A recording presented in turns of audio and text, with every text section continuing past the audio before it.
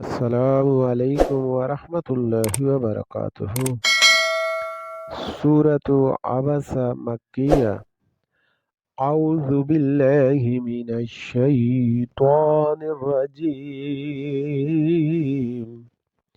بسم الله الرحمن الرحيم. عبس وتولى أن جاءه الأعمى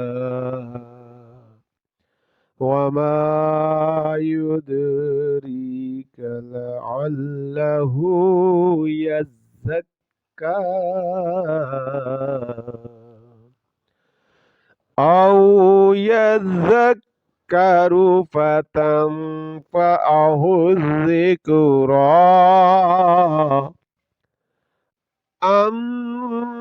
أما من استغنى فأنت له تسودى وما عليك ألا يزكى وأما من جاءك يسعى وهو يخشى فأنت عنه تلهى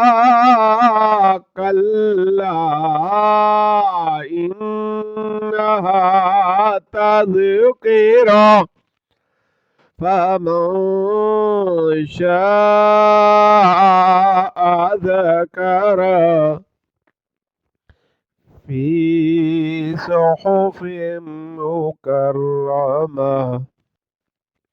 مرفوعة مطهرة بأيدي سفرة كرام بررة قتل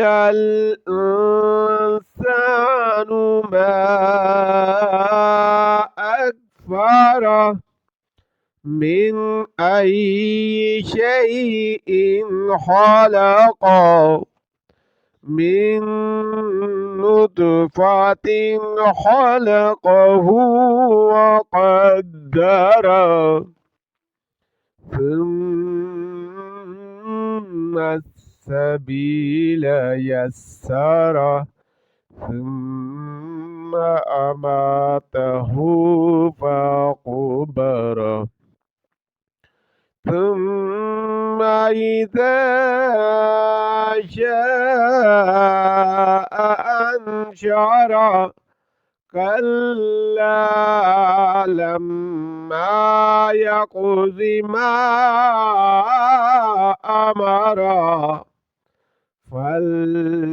فلينظر الإنسان إلى طعامه أنا صببنا الماء صبا ثم شققنا الأرض شقا فأنبتنا فيها حبا وعنبا وكذبا وزيتونا ونخلا وحدائق غلبا وفاكهة وأبا متاعا لكم ولأنعامكم فإذا جاءت الصاخة يوم يفر